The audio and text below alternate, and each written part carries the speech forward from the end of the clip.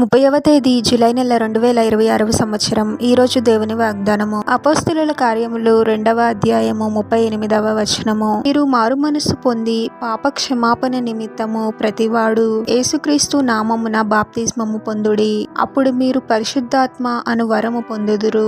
సహోదరి సహోదరులారా, పాపము వలన వచ్చు జీతము మరణము, అంటే నిత్య నరకాగ్ని. మనల్ని ప్రభువు నిత్య నరకాగ్ని నుండి కాపాడి నిత్య జీవము అనుగ్రహించడానికి తానే శరీరధారి యేసుగా జన్మించి మన కోసము ఎన్నో శ్రమలను పొంది శిల్వ మరణాన్ని పొందాడు. ఎవరైతే వారి పాపముల నిమిత్తము పశ్చాత్తాపపడి ప్రభువుని రక్షకునిగా అంగీకరిస్తారో వారి పాపములన్నీ క్షమింపబడతాయి. వారు నిత్య నరకాగ్ని నుండి తప్పించబడతారు. ప్రభువునికి విరుద్ధమైన కార్యాలను మనం ఎన్నో చేసి ఉంటాము. మారు మనస్సు పొందాలి అని, యేసుక్రీస్తు నామములో బాప్తిస్మము పొందాలి అని దేవుని వాక్యం చెప్తూ ఉంది.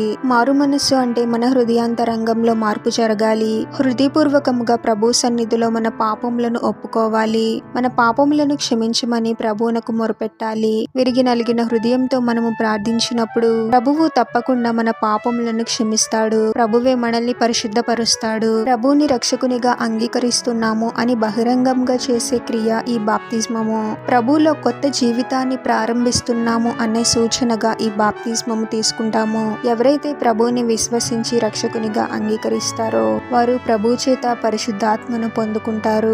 ఈ పరిశుద్ధాత్మ దేవుడు మనలో నివసిస్తూ నడిపిస్తూ పరిశుద్ధమైన జీవితాన్ని జీవించడానికి సహాయం చేస్తాడు. ప్రార్థన. పరిశుద్ధుడవగు ప్రభువా, మీ పరిశుద్ధమైన నామమునకు తరతరములు యుగయుగములు మహిమ కలుగును గాక. మరొక నూతన దినంలోనికి మమ్మల్ని క్షేమంగా ప్రవేశింపచేసిన దేవా, మీకే స్తోత్రం తండ్రి. మమ్మల్ని నిత్య నరకాగ్ని నుండి రక్షించడానికి మా కోసము ఎన్నో శ్రమలను అనుభవించి శిలువ మరణాన్ని పొందారు ప్రభువా.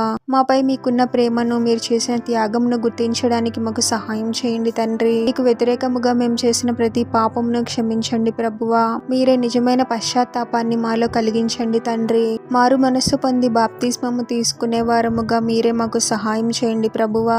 మీలో నూతనమైన జీవితాన్ని జీవించే వారముగా మమ్మల్ని దీవించండి తండ్రి.